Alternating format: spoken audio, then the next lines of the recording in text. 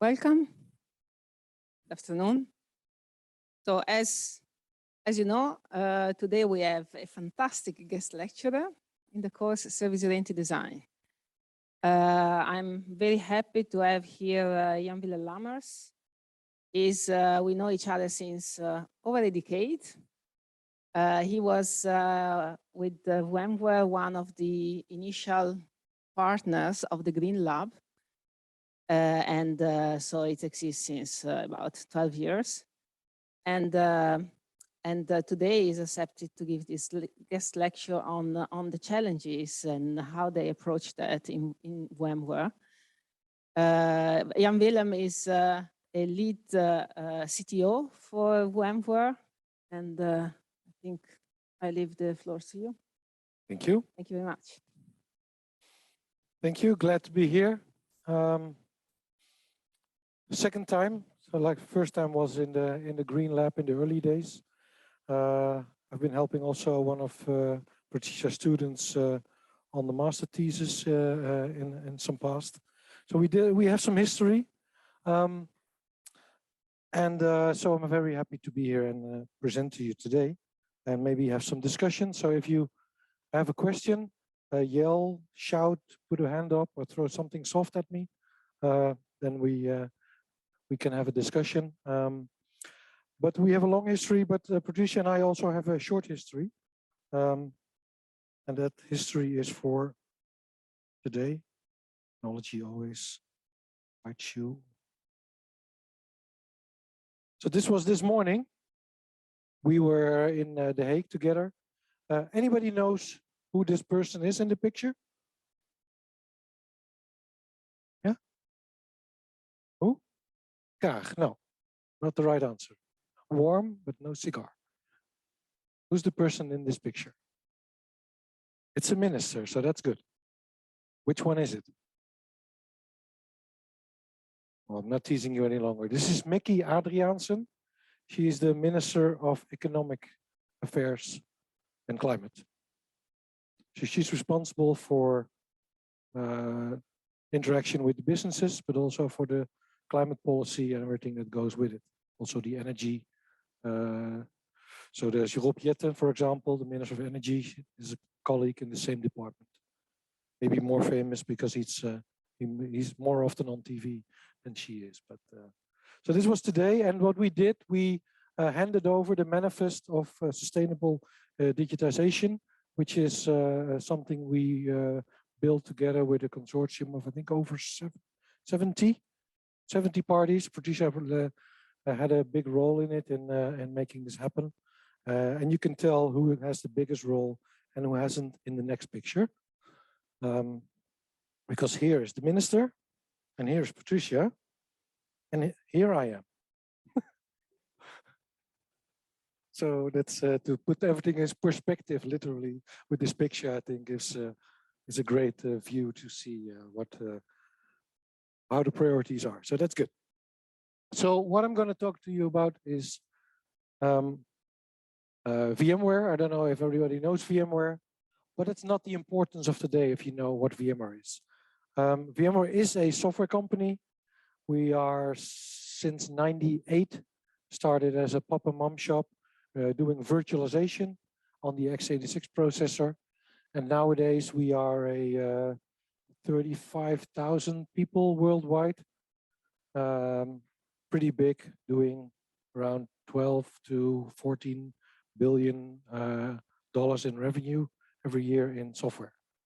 We are pretty big, and in IT, most people know us. In the consumer market, not so much, unless you use Fusion or Workstation on your own machine, then you might know it.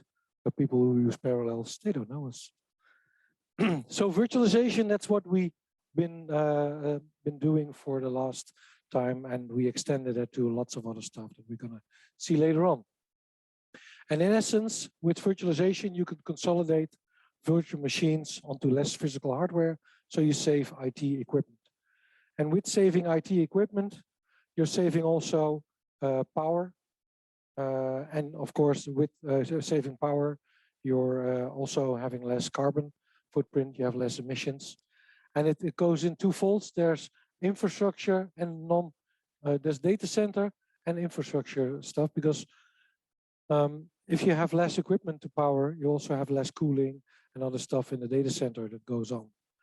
And if you fast forward that, and if you accumulate this over the years, so this report was built till 2019, and then we measured that we have avoided 1.2 billion metric tons of carbon emission since 2003, when we started to actually be able to measure something significant there. By now, if you follow this graph, it should be over 2 billion that's been avoided in carbon emissions by using virtualization. So reducing the footprint of data centers, less servers, less storage, less equipment, less networks, less everything, and being able to do more with less. That's the basic thing. And why did VMware grow so fast? Because a lot of changes in history went over a longer period. You see that VMware did change very fast. That's because a lot of advantages were combined at the same time. Normally you have faster, better, and cheaper. You can pick 2 or 3. With VMware, you had faster, better, and more reliable in the same part. So you had reliable, you had standardization, you had cost savings. So you had a lot of advantages without any real disadvantages. And that's why virtualization is now became the standard in every data center and every cloud infrastructure that we see. So looking at software, what happens in software, there's a lot going on. And in the pre-discussion I had with Patricia, I heard that you discussed this topic already before in another lecture, but it grasped my attention. That Bitcoin, a single cryptocurrency, is now using so much energy that it's similar to the environmental damage of using beef for the entire world. So it's crazy. So what happens there is this graph. You see the megawatt hours per coin that is growing exponentially over the last period. It's getting crazy and it's getting out of hand. It's getting uncontrollable. And I think there's some figures, some say Belgium, some say Netherlands. If you look at the energy usage of a country, that's the same as what Bitcoin is currently doing. So in software, we always have other ways to look at things. So that's a cool thing. We can have so many options. So there's other ways to do so. And if you start at the right, there's the Ethereum example that they changed the consensus algorithm, because a blockchain exists by a consensus algorithm to who decides what the truth is, and have a quorum, have a majority vote in that. And that's been done in Bitcoin by proof of work. So we all start calculating at the same time, and who's there the quickest wins and gets the money, and all the other energy is wasted. In Ethereum now changed to proof of stake, which is a different consensus algorithm, which claims to be 99.9 less energy intensive. So that's a huge step forward. Still, the question is there, how valuable is a cryptocurrency for society? But that's not something we're going to solve here today. But I want to take your attention also to the left part of this slide. And on the left part, you see the architecture of the algorithm of something that we developed at VMware over the years. And it's called scalable Byzantine fault tolerance. It's also a consensus algorithm, but the difference is this one cannot be used easily in public networks. It can only be used in private or in closed community networks. So when you have a consortium of people that want to use a blockchain together to share information or have a common truth of things, there's a way to do that. It's been using now in production, for example, in the Australian stock market. If anybody has ever traded stock, when you do it, it takes 1-2 days before it's settled and everything's done and processed, the post-trade settlements. So that's now done with new systems, and those systems do that lightning fast, and they use blockchain technology for that. And VMware technology, the Byzantine fault tolerance, is being used for that. There's a research paper where you can see all the details on how it exactly works, all the mathematical cool stuff that's in there. And interestingly enough, the people who figured this out, when they figured it out and they were done, most of the researchers left VMware and they went to Facebook to start the Libra cryptocurrency, which failed, crashed and burned. But the algorithm is still there. It's very valuable. It's been using more and more. It's starting now in financial markets, but there's lots of other use cases that we have discussions now on. Well, so blockchain, I think, is a very valuable thing of sharing information and doing it, but you only can do that when you can do that in a sustainable way. And that's why we invented or researched and built and figured out a way for Byzantine fault tolerance. Anyone know where the Byzantine part comes from? Anyone heard that word before? It's a warfare term. It's something from the time of Napoleon. When you send a courier with a message through a battlefield, and the courier reaches the other side of the battlefield and gives you the message, you're not sure if you can trust that message since he's been through the battlefield. So nobody knows what happened. So the trick there is to send an uneven number of enough couriers around different parts around and through the battlefield, and then compare all the messages that you have. And then if you have an uneven quorum, that message is most likely or highly likely true. That's the basis on which the Byzantine fault tolerance method of VMware works as well.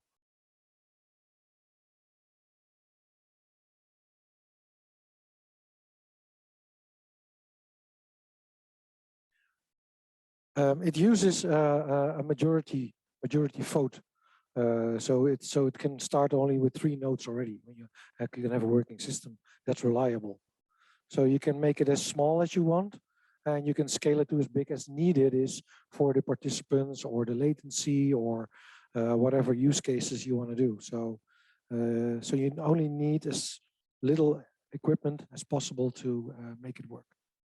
So we had the working prototypes in 3 Docker containers. That's doing the entire thing.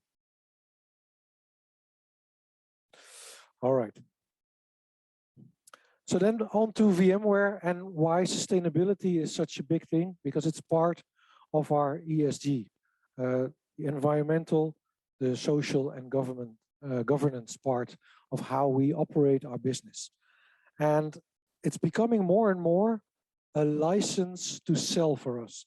We now have customers that are asking us about our ESG goals, strategy, achievements, reporting, everything, to decide if they want to buy a product or a service from us. So it's that important nowadays to do that. And I think we're on a good track to keep each other responsible in the entire chain, in the supply chain of what we're doing in businesses to do that. So looking at delivering services and also cloud services, that's becoming more and more important. So I think for you, it's also important to keep that in mind, because that's where your future is.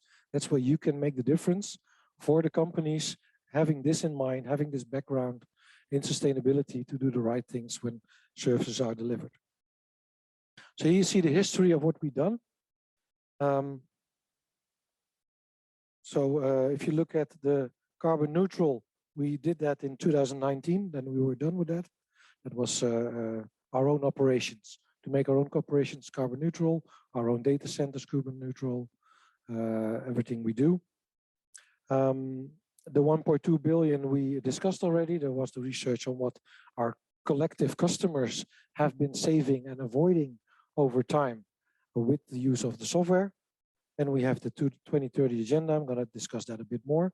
And this is what I just mentioned. The responsible sourcing program is something that we have now to make sure that we have the answers to the questions we're getting from our customers to be able to keep continuing doing business with them. Because if you don't have that in place, you're likely going to be going out of business anytime soon. So it's not a matter of optional, it's mandatory. So the 2030 agenda, I'm not going to do everything on this, but I'm going to focus on a couple of points. 30 goals which you want to achieve by 2030. Sustainability, equity, and trust. So next to sustainability, equity, and trust is important for us. Making sure we also do the right things on device diversity and inclusion, everything we need to do for our people, but also the entire culture of VMware. VMware is a very open culture with the intent of leaving the planet behind a bit better than how we found it. If we can change anything about that, we will not stop and do that. The trust part has also a lot to do with ethics, but also security. Cybersecurity is also an area we are active in. It's been threatening the world pretty big at the moment. Question there.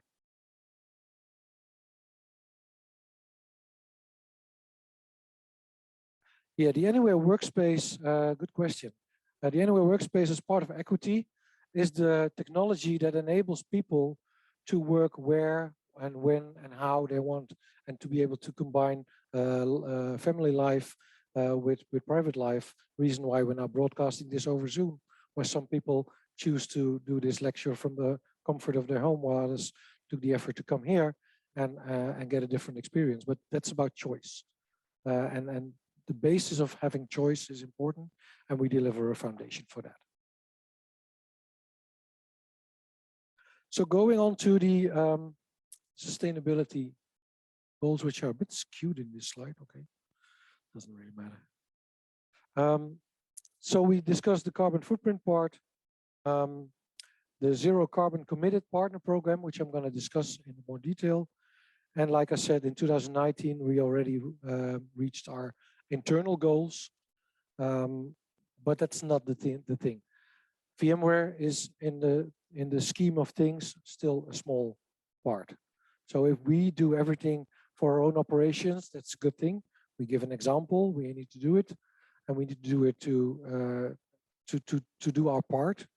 But the important part comes through our culture, through our people like me who stand here and present to you.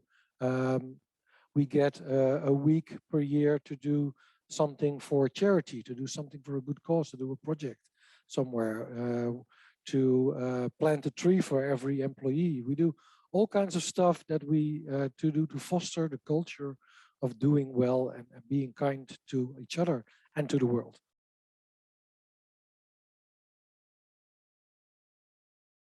Oh, and I forgot, of course, the most important part is the third part. So first, internal, second, people, but third is product. Our products and services should allow our customers to make big savings, because that's where the amplifier kicks in. So every 1% that we can do in our product amplifies with 300,000 customers and the amount of servers and machines and everything they have. So every 1% that we do has a massive impact on over that. And I think that's also the target that you are looking at in this study. The services, how they can make a difference, even with a small thing. The service is broadly used.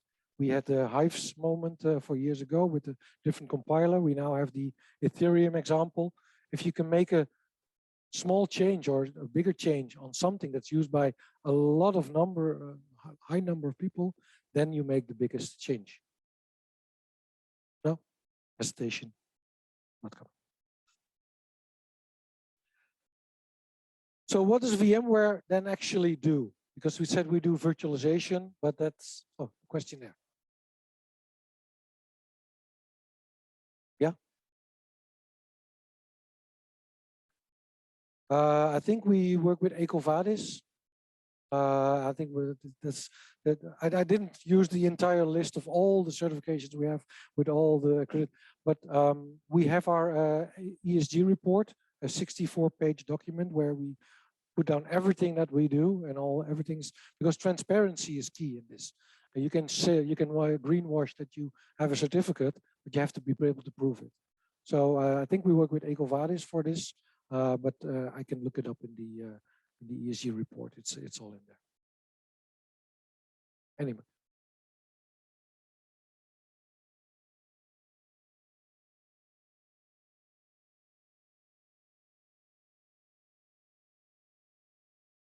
I'll get to that after 2 slides. So I'll get, so your questions about the carbon, the green carbon neutral cloud.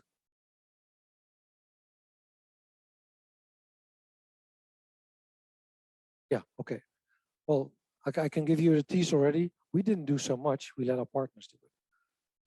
Because that's a funny thing you see on this slide as well.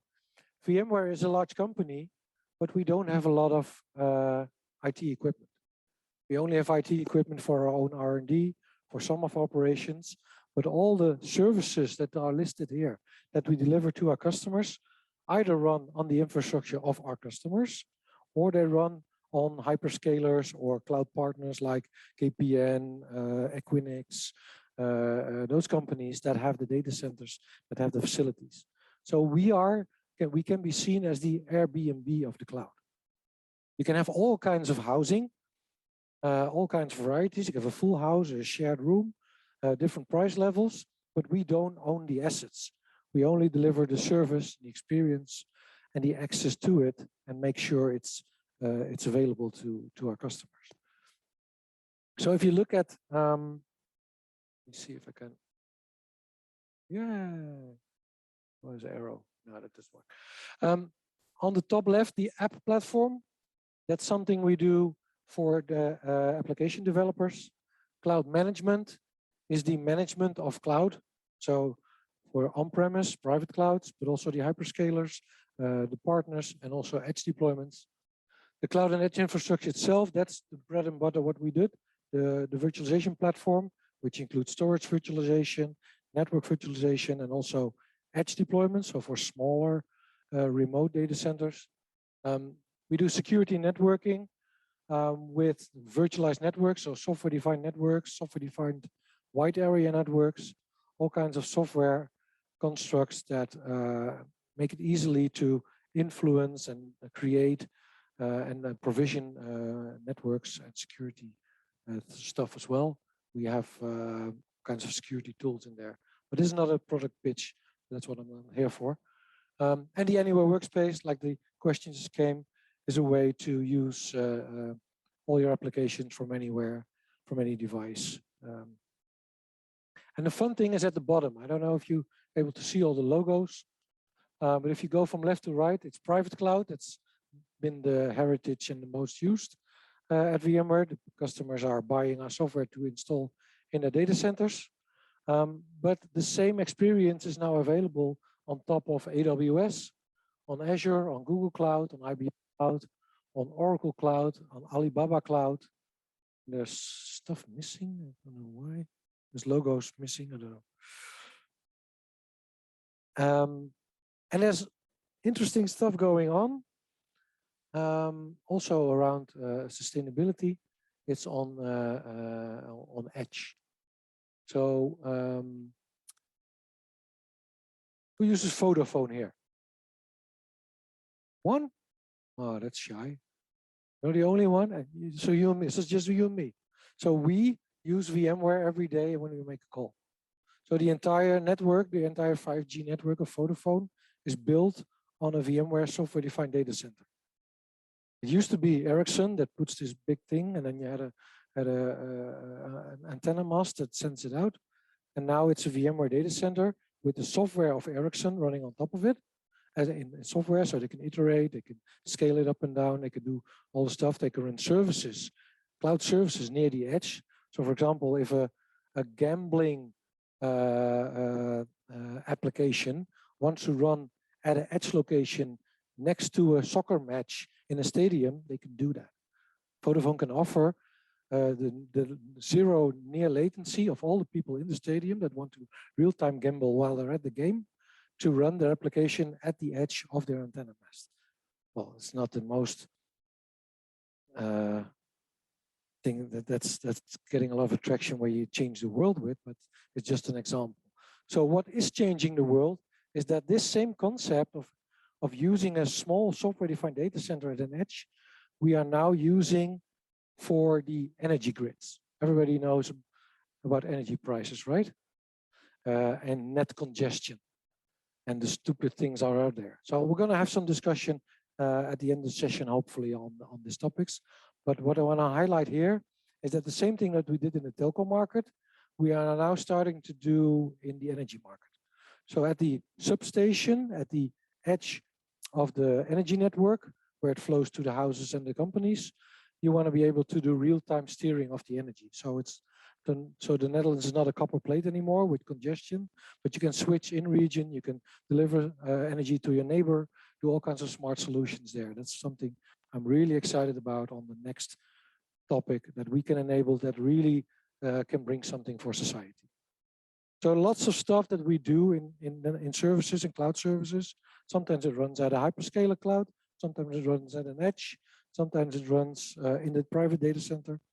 But the basis is always the same and it's compatible. And that's why we say to customers, yes, when you buy VMware, you get an abstraction layer. And that abstraction layer gives you an insurance against lock-in.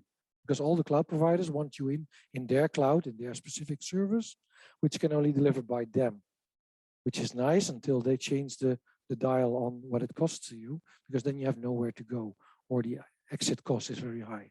So the cost of exit is easy when you have an abstraction layer. And that's what we've been doing over the years. Cool. Yeah, like I said, the services. So the application platform, building and operating cloud native applications. That's what you can do with that.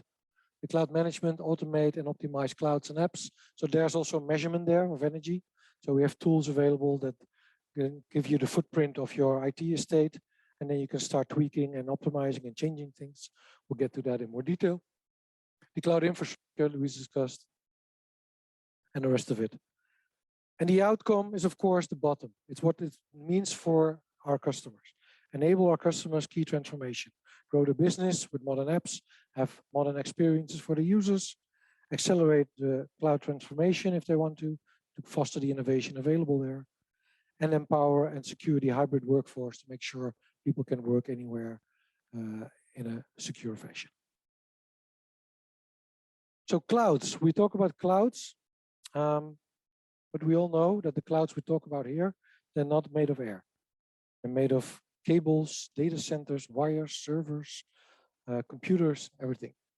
And that's also where the challenge is. And what we saw in the past when we did some projects, we saw there's changes and challenges in split incentives. In the cloud services, there's not so much. Because typically in the cloud services, you consume the cloud service, the application on top, and the entire stack is managed by the cloud provider. Bad example is VMware. When we deliver you an application, we do everything until the physical service and storage, because we typically rent them from somewhere else, from AWS, from Microsoft, from Google, from KPN, from Equinix, from whoever, because we are not in the hardware business. We are a software company. So that's where we abstract that away and do it in a different way. But we see that the other way around. What we did in one of the projects in Leap, we did something around energy settings. And the problem with energy settings is it's in the BIOS of the server. But if you want to enforce it on the end user that's running in the data center, that end user has no access to the BIOS of the server. Or the other way around, when you talk to the data center owner which owns the server, say you have to change that BIOS setting, they said, well, I can't do that because the server is used by a customer of mine and I'm not sure if they want that. So the split incentive is hard. It's also been between IT teams and data center teams. The energy bill is typically picked up by the data center, by the real estate, while the IT that runs the servers, they don't typically care about the power that's been used in there. So having transparency, having measurement, having showback of real cost or stuff is really important to change the perception and do something about the layers that are out there.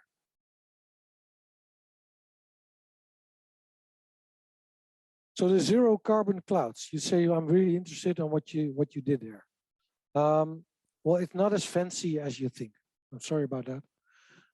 But what we do there is, of course, we address the supply chain. So we ask all the data center operators that we consume stuff from ourselves, or that we show to our customers that they can consume VMware services from, to ensure they use 100% renewable energy sources to power the data centers. And if they do that, they can be part of the Zero Carbon Cloud initiative. And we show that. So if you look for a cloud provider on the VMware website, you can select what properties you want. And zero carbon is one of the properties main front and central in the selection criteria of what you want to do. We just came from the meeting in Den Haag. KPN was there. KPN is not in the list. When you check them, KPN doesn't show up. I'm sure they do a lot of good stuff. They might have everything done, but they didn't do the paperwork with us yet. So I'm going to engage with them right now to make sure they will get on that list as well.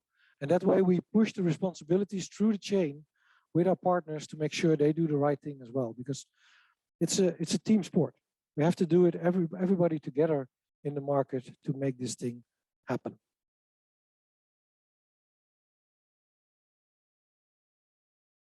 And then the stuff I just discussed about the LEAP program. The first thing we did in the LEAP program was to look at the energy settings of a server. And I know you're in software, but you have to know something about CPUs to know how software runs. And this was a hidden gem for a lot of people. We won an award with it, so everybody thought it was a good idea. So that's always nice. But the essence there is that a lot of servers, if you go into the BIOS, you can set the settings to maximum performance. Maximum performance means the equal maximum amount of megahertz you can do across all cores in a CPU socket. And we call that the thermal envelope of a processor. Nowadays, we got multiple cores, but a processor has a thermal envelope. It can only dissipate so many heat until it blows up or goes go do strange stuff.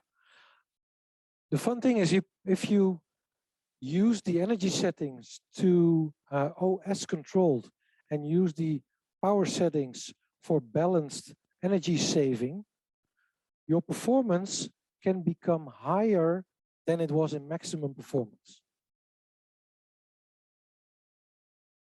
So now I'm silent. Who knows the answer? Why is that? Why could an application run faster on a CPU that has the settings changed from maximum performance, which has the maximum megahertz for that specified server? And how can it then run faster when you put it in OS controlled, where the virtualization layer or the OS manage it? How can it be faster? Yes.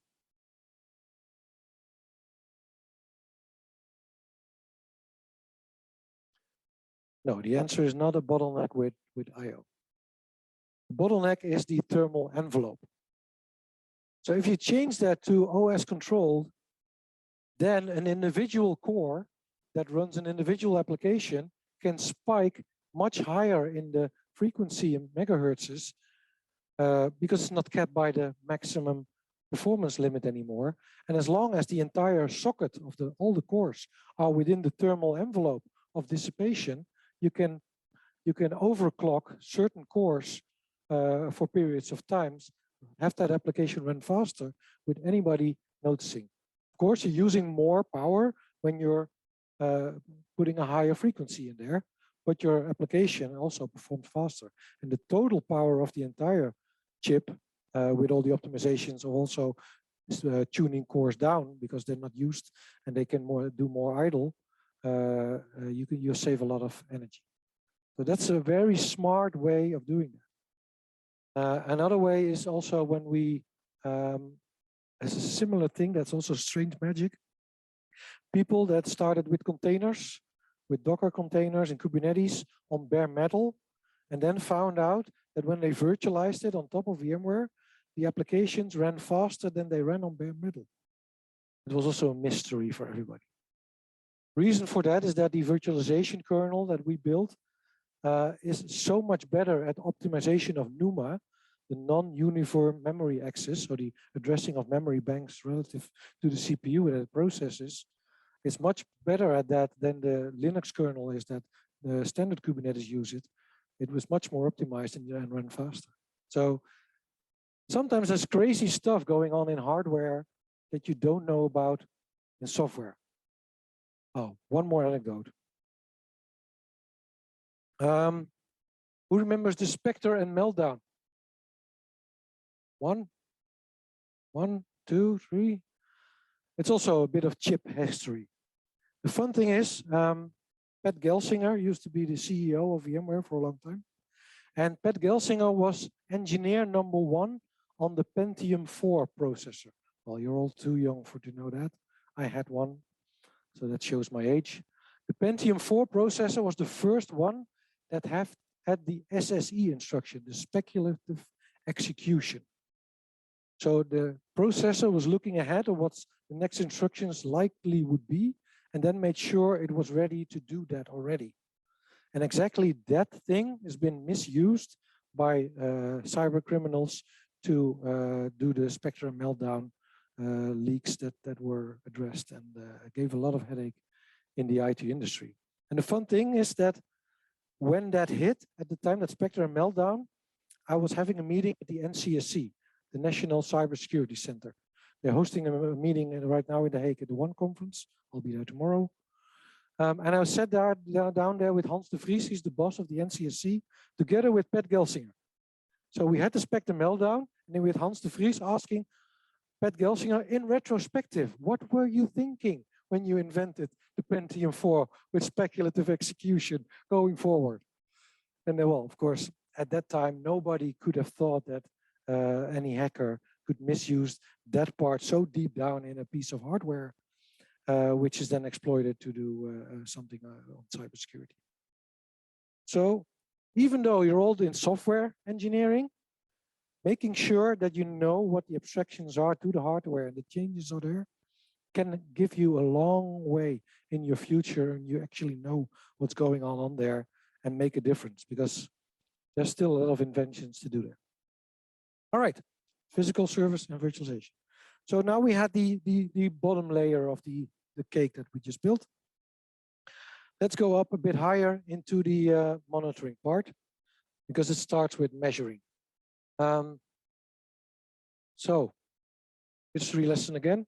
Rio, one of your students, he came up with a thesis on attributing the energy usage to applications. And we figured out a way to do that using tools from VMware. And luckily enough, a bit earlier, I made sure that the number of watts a virtual machine consumed is being registered in the database of the VMware software as a first-class metric. So you can look at the VMware software and you can see how many watts a virtual machine uses over time, and it has a sample rate, and you can take that information out. I just had a chat with ABN AMRO. They're exactly doing that for the energy carbon dashboards. And I hope that they are going to be showing that in the Climate Week in the session I'm going to setting up with them as well. So fast forward, we built all this, and we now have the green dashboards as a functionality in the service that we deliver for measuring. So you can use that, you can install it in data centers, or you can take it as a service from our cloud, where you can measure the footprint of green supply of your servers, green demand. It looks at the age of the servers, looks at the idle time, it looks at the consolidation rates, and gives you advice on what you can optimize to do so. You can consolidate virtual machines on less servers, or you can do a what-if analysis. So what if I replace this 4-year-old server with a new one? Of course, I get a carbon footprint of recycling that server and buying a new one, but what's the impact on my IT footprint? So we balance that out, and we give advice on that to give a footprint.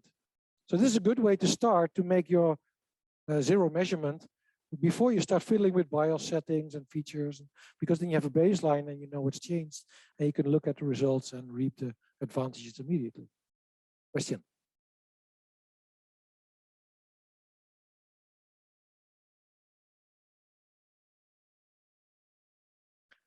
I didn't get the question.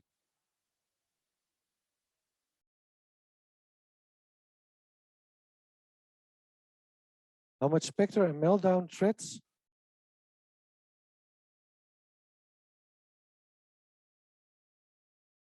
There's not a real difference between clouds and virtualization, because all clouds use virtualization in there.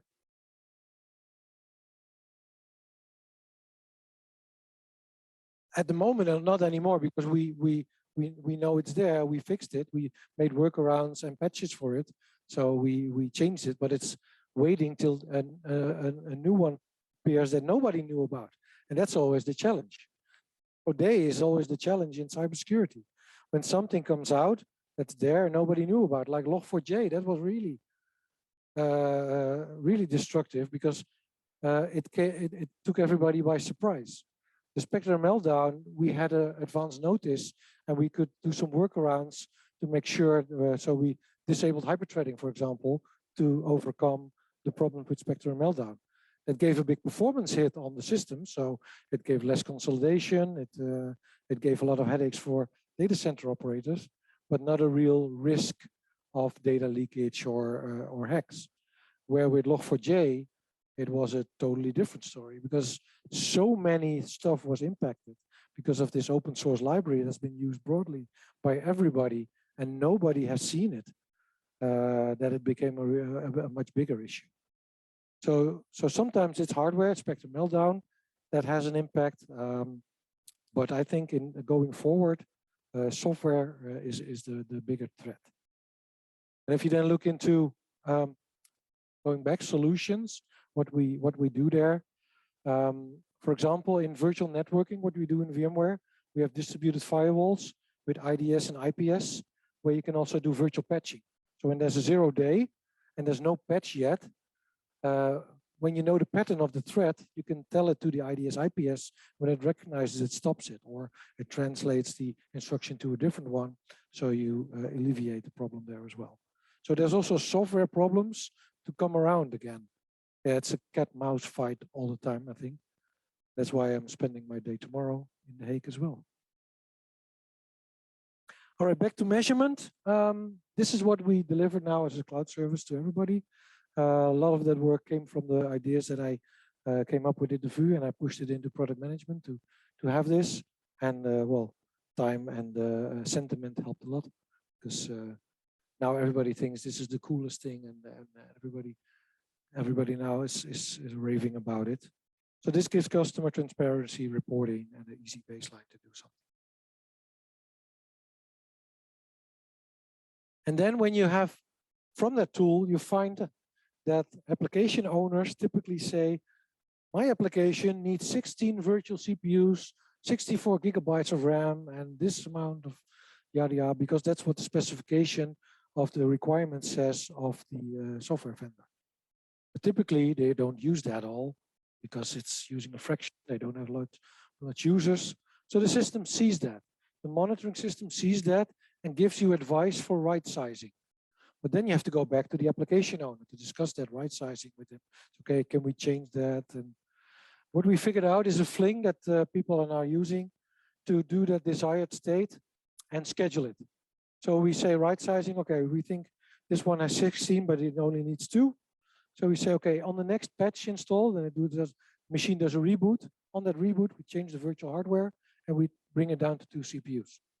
And that way we consolidate even further. We take the slack out of all the virtual machines that are out there to make them run more efficient and more optimized. The fun thing is, yeah, but what if I need more, if I need to scale up? Because taking resources away always needs a reboot. The fun thing is with virtualization, adding resources, the hot add function, adding cores, adding memory, can be done on the fly. So when an incident comes in, hey, my machine has not enough resources, you scaled it down, but it needs to go up again. There's no maintenance window needed anymore. We can, at that moment, say, okay, we'll take it back to 4, to whatever, and then it's in effect immediately without a reboot. All modern guest kernels support that nowadays, hot add. Hot remove, not so much. So it's working pretty well. A lot of customers are happy with it. We have good numbers on actual reductions or extension of infrastructure, delaying investments, delaying expansions, doing more with less. That's how we started this, doing more with less. Another thing, I haven't discussed that a lot with Patricia, but the Green Software Foundation, how much awareness there is on in your area, what they do. Are you involved? Have you looked at what they do? Yeah, so they do a lot.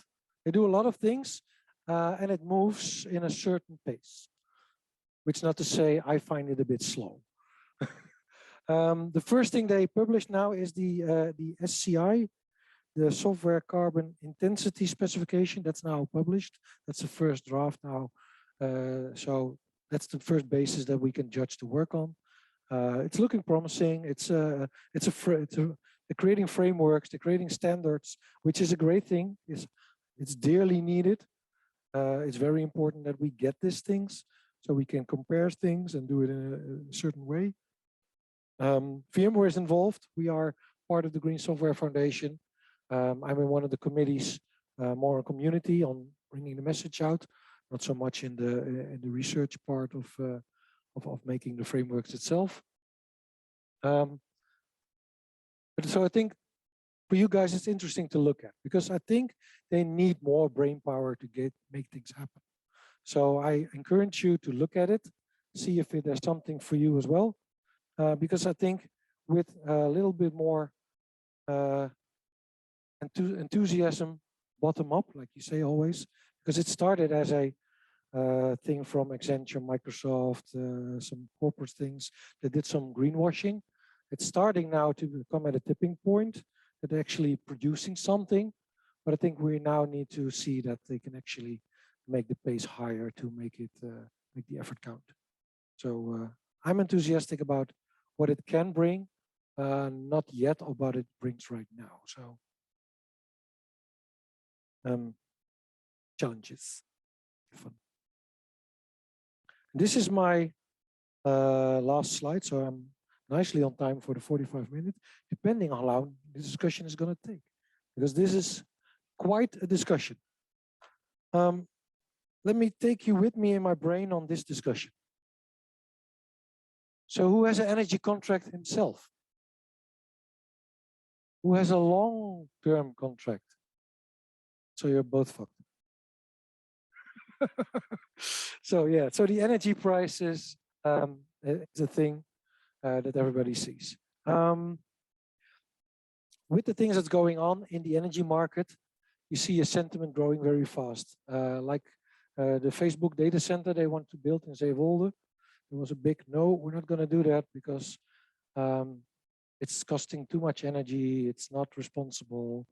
And well, Facebook doesn't have the most popular name in doing something that's really so valuable for society. So people said, no, let's not do that. It's fun, but it's nah, maybe not.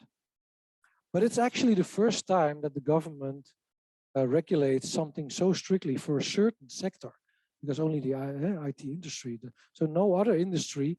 We still have hoogovens, Tata Steel, stuff like that. They're looking to go to hydrogen power, but it's much less regulated than the IT industry is right now. So, but it's they hit the pause button because they want to get a grip on it, because they want to understand what it is, because digitization and sustainability and digitization, they can go hand in hand. You can make the world much greener, much more sustainable by using smart digital solutions. The reason why people are now sitting at home watching this lecture, not traveling here, is also a saving that we made today. So there's lots of examples of sustainability that can be gained. The thing of sharing platforms, car sharing platforms with an app. It costs some compute power, but it delivers a lot of advantages. So that's on one thing going on. The energy thing is another thing going on, because what is so strange is that the price of a kilowatt hour of energy here is determined by the last mile. I heard Minister Adriaanse say 94% of energy is renewable. That's what she said this morning. Okay, well,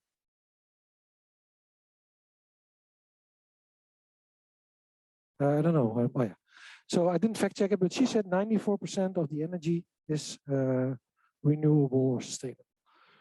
So that means that 6% of the energy is done by gas, I suppose, maybe coal, maybe nuclear.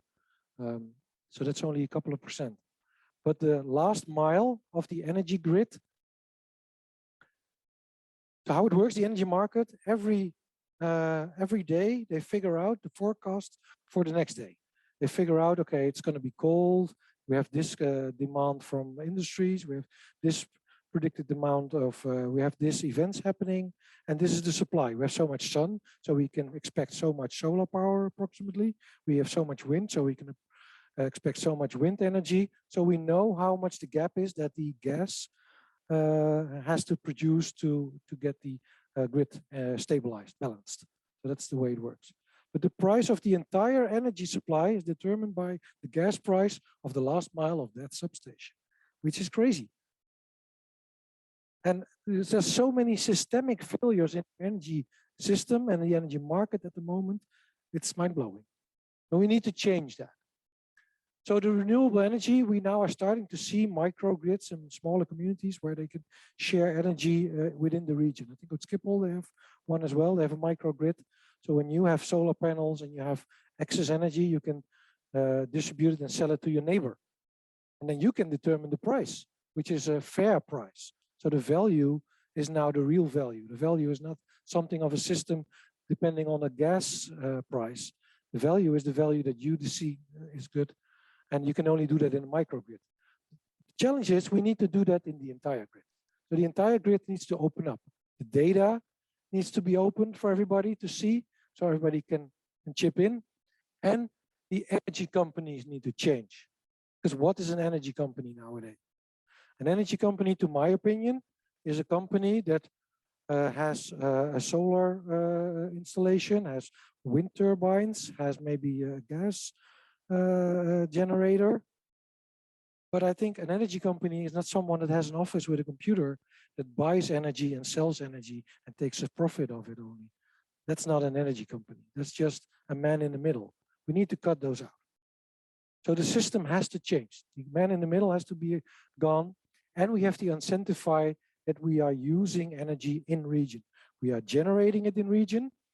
That we can store it in region. So when we don't have the sun, that we can use it overnight from batteries, from having our electric cars work both ways, have all kinds of, or salt storage. We have all kinds of solutions to figure out that's what we need to invest in, and the energy grid has to support that.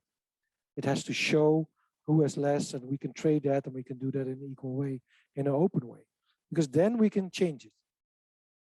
If we go to the 80-20 rule, 80% of the energy you are generating yourself on the roof of your house or in your garden, or whatever, or in your apartment block, and you use that. And 20% you have left over, you sell to your neighbor, bring it back to the energy grid, or you have not enough, you buy it from your neighbor. If you take that 80-20 rule and you and that do not only to your apartment block or your house, but also to your suburb or your city, your region, your province. If you are able to do the 80-20 rule, it's impossible to do it in the short term. We know that it takes 10, 20 years to do so. But if you do that, you only need 0.8% of the capacity that TenNet has. TenNet delivers the high voltage cables that go everywhere across the country, that's built for the centralized system that we have right now. 0.8% of the capacity of TenNet is used if you do the 80-20 rule properly. And I think that's also something I want to give to you, next generation, to take these ideas forward and help to really make a different place where not energy companies are someone who brokers energy from left to right. That's not what it is. So the grid data has to open, the grids cannot handle the load. So if you do that system, you need a grid that can handle that. That can real-time switch and balance the grid autonomously. And therefore you need smart computers, you need systems that are learning, machine learning, AI modules, stuff that does that, that learns how the grid works, and that runs as a neural network on your energy net. And that's what VMware is now on the right part. What I said in the telco world on Vodafone, we now want to do that in the energy grid as well. To equip every substation with a software-defined data center where you can run the smart energy software from Siemens, General Electric, ABB, those parties that are now also capable and operating the grid in a physical way. They can take their knowledge, put it into software, and do the same thing to make it into the next evolution. And then you have the basis to open up the net. That's it. To amplify that message, I'm going to be trying to work with a team of students of Avans Hogeschool in Breda to participate in the Transform Hackathon, which is something that's set up by the Ministry of Economics, by Mickey Adriaanse and her team. And the outcomes of that will be presented in the Climate Week to Rob Jette, the Minister of Energy, to see if we can help them accelerate the plans in there.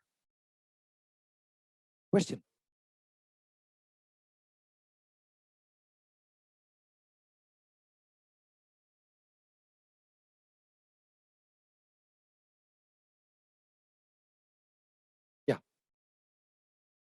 Yeah, the storage is the big question. So where do you store it, and what do you do with excess energy? And there's lots of answers. It's I'm not going to go in all the details, but we need more and smaller, for example, hydrogen generation stations. So you have excess energy, you can change it into hydrogen. Yes, you lose energy by doing it, but you better lose it by putting in something you can store and reuse than losing it altogether. Yes, the system will control the balancing of that grid and make the intelligent decisions of where stuff goes.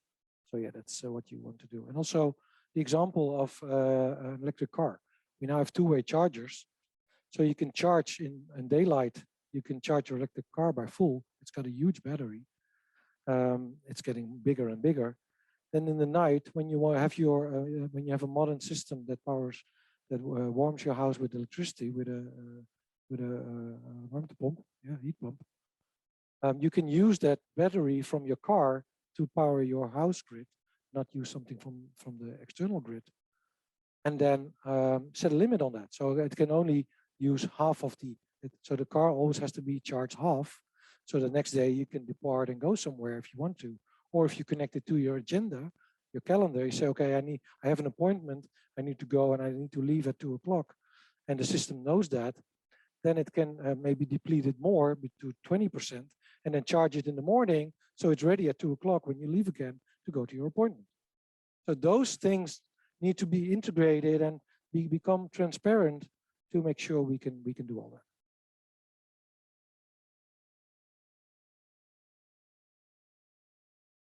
No, we are modest. We only provide the infrastructure that enables that.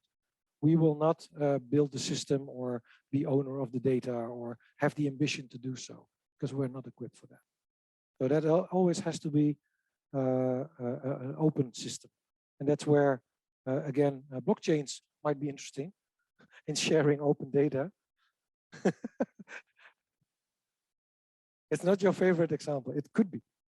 It could be. It's sometimes still a solution looking for a problem. But it could be. But there's ways to do that. Which brings me to the final point. And that's a question to you because I don't have the answer. My final point is, I looked up yesterday in preparation for this lecture, I looked up the trend of energy prices in the United States. And I was mind blown. They're complaining about the price for the fuel for their cars. But if I look at the price of energy of the kilowatt hour price over time and how much it increased, it's a bit. It's just a glitch of going up. So 10% maybe. Where here we look at 400%, I don't know, crazy figures. What will this do to the cloud services market? Will it become a new divide? We already had a data divide between Europe and the US with the Data Act and the Cloud Act and everything that we are figuring out. And that's why I didn't figure it, but I put sovereign clouds in my presentation as well, which is also a way of doing cloud computing that we are engaged in. But we are now seeing a new one arising. We see energy divide. All the cloud providers already had differentiated pricing in the US region and the Europe region. What I foresee is that the Europe region will become so much more expensive because of the energy prices here compared to the US. I don't know how they do it, how they regulate the energy market there. Maybe the market's not functioning. That's why the trend keeps flat. But the market here functions, but it functions a bit too well. So that's quite a question to you. What do you think that will happen with the cloud market in comparison to the United States and Europe with the changes that are going on right now in energy? Will this drive sustainability? Because now customers will get the question, I can buy a cheaper cloud service in the US, might not be using renewable energy, might not be as clean as the Europe version, but I'm not going to pay twice the price of it. So I either have to, so now I have not the and, I now get the or. It used to be and. We have a good price and we are sustainable. But we are looking to a disaster in moving to or, that people have to choose between the cheap option or the sustainable option, which can't be true. So I need your help with that. How are we going to fix this?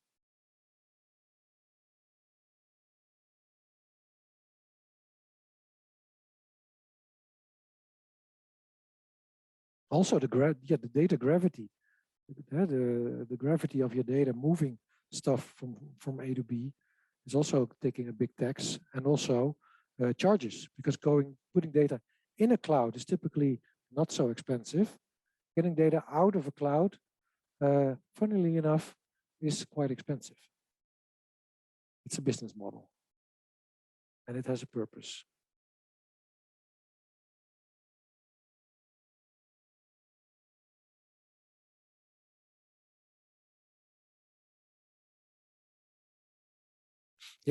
Yeah, that's been done already. The heat produced by servers, you say. Yeah, so warmtenetten, so here also in Amsterdam, in West, I think they're doing that. They are using the excess heat from the data center to heat homes. But what do you do in summer?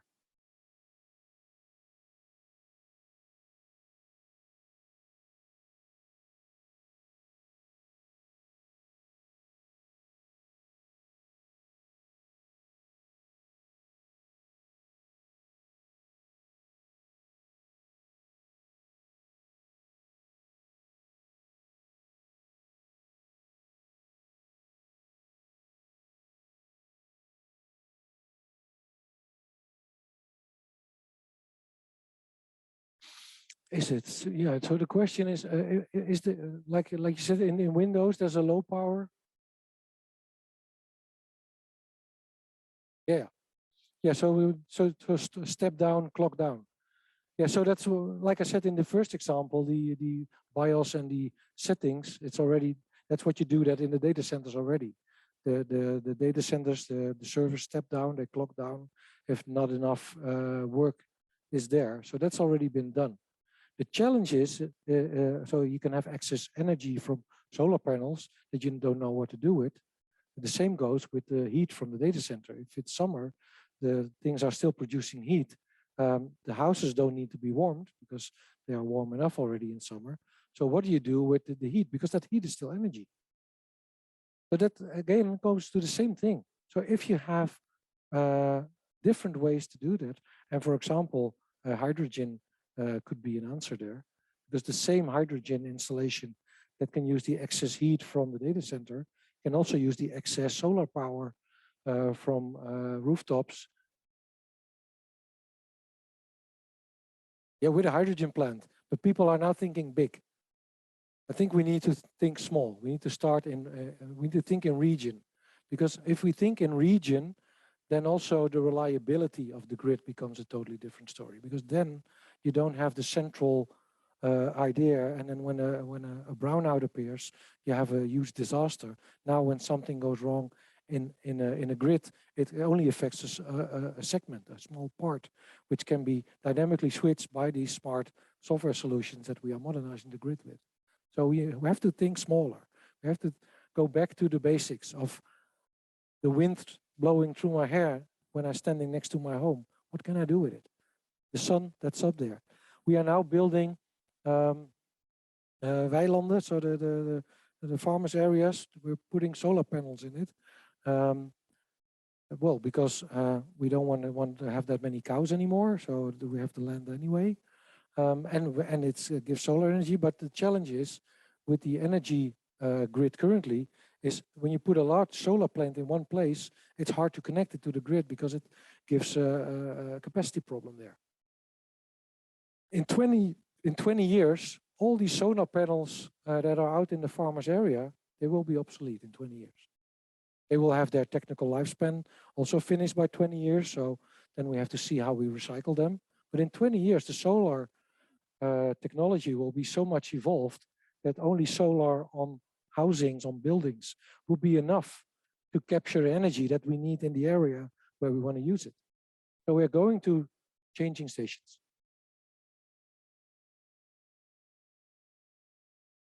The solar is unstable. So that's why we need, that's why we don't need one solution. We need all the solutions to work together in a smart way to balance. Because you need some energy sources that you can toggle up and down, like we do now with the gas plants that do the last mile of our expensive kilowatt hour. We need to figure out a smarter way to do the throttle in a smaller area to do that.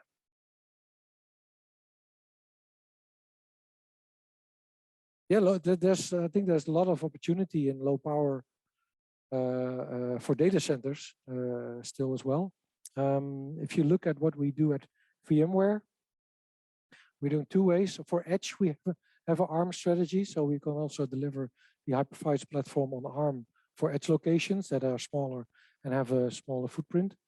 And we use ARM now on, we call it DPUs, data processing units. It's a smart NIC with a GPU on it that uses ARM, but we can also run sub-processes on for security, for data transfer, to put that out of the main CPU, to relieve the main CPU from extra cycles and do more work with that. So there's lots of ways to do that. The challenge with ARM is it's a different instruction set. So the software needs to be able to run into it. But well, we all have examples of ARM in our pocket, so it's been able to work. You have a question, Patricia?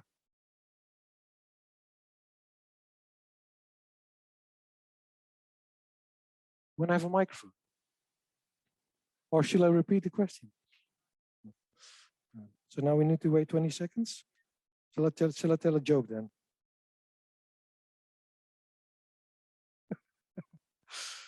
No, that's it's not an appropriate joke that I have in mind. So sorry.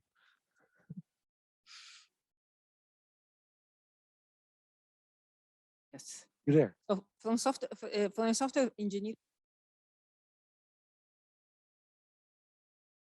give your opinion.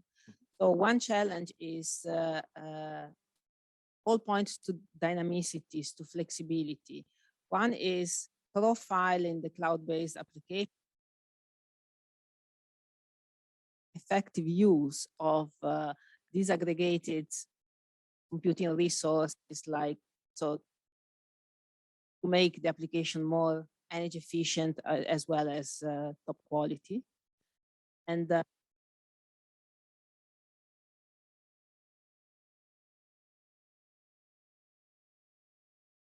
the second challenge is to redesign the applications in order to, for instance, make use of being deployed where energy is available, where power, where computing resources are available when they need that.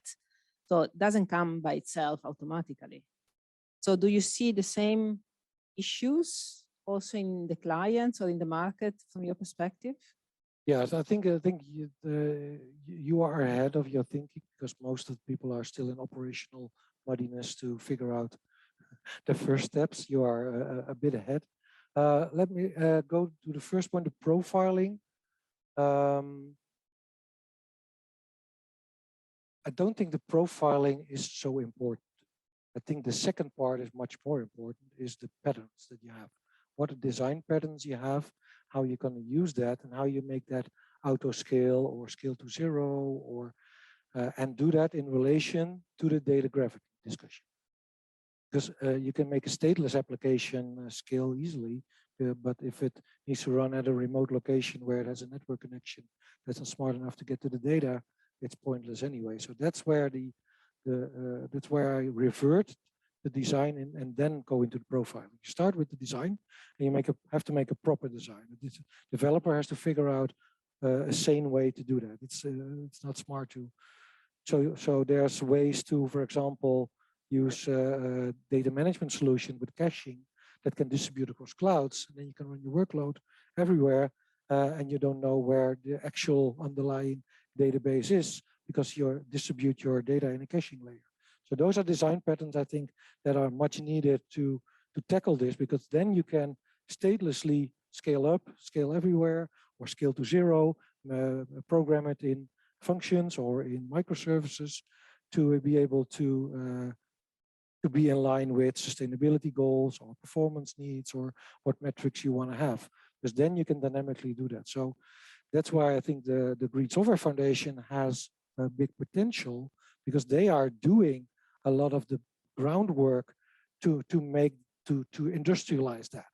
So if they can become successful, they will describe a lot of the standards that people can use to educate software developers and make the better design patterns to do so, and share the best practices for that. And if you have that, then the market will follow. Because if the applications are built that way, all cloud providers will find ways to capture those workloads, because that's what everybody wants. That's what the market will do anyway. So that's a bit how I look at these problems and how they interact with each other. Starting to profile application for cloud deployment right now is useful, but not so much. Because I think you better start with designing it for the cloud. And the things like the 12-factor manifesto things are still applicable, and also have not just for agile development advantages, but also for building in sustainability functions or performance and scaling functions. You mentioned also a little bit before about the Green Software Foundation. I'm a bit skeptical, and I told them one thing. So in cloud, we have the PUE, it's a KPI, which was badly misused to show that the data centers are energy efficient, so to speak, but they had the excuse not to do enough to make the contents of the data center also energy efficient. And with the SCI, so the software carbon intensity, I see the same it's a new split. It's a new split incentive that is defined at this level. And I think bright minds and new talents like you guys should have more critical thinking and contribute to this type of KPIs, measures that are being adopted potentially massively, because there is no alternative and the notion is attractive. Really not like to have it misused like the PUEs. Yeah, so that's also why VMware is in the GSF. Like I said, you do software engineering, but you got to know something from the hardware to effectively use it and get everything out of it. And I think that's the part that we are looking for in the GSF to contribute also to make the bridge through the abstraction layer to what's the entire stack, to not have another split incentive or energy star rating or whatever. Are there more questions? One, then last one.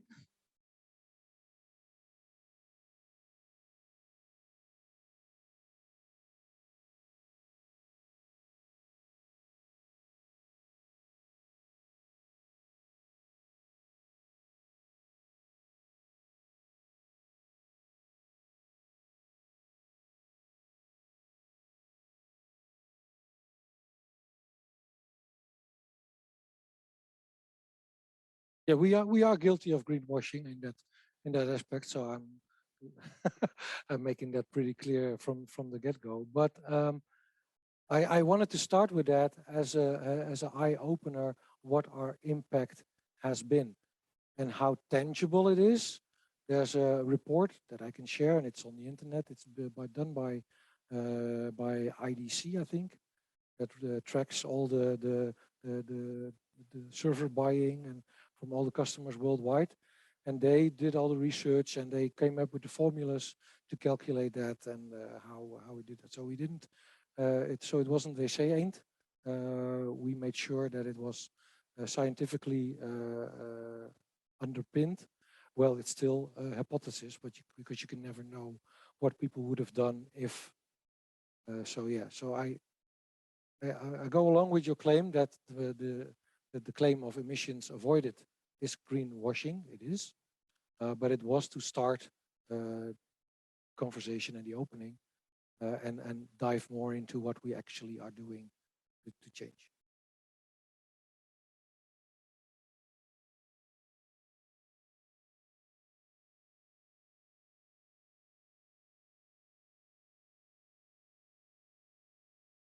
Yeah, it's been compute, but also storage virtualization has been taking into effect there as well. And of course, the number of servers that people bought for running applications before and then after. And that's not a one-on-one relationship. That not every virtual machine is a physical server that people would have bought. They wouldn't have bought 1,000 servers where they now have 20. So there's market analysis that they've done for that to come up with that claim. But if you look at what it's been done, if I know when I started, the PG&E, the American California grid operator, was giving customers money, subsidiaries, to buy VMware software. Why did they do that? Because then the footprint of those data centers would shrink enormously, and they could delay the investments in the energy grid that they else had to make.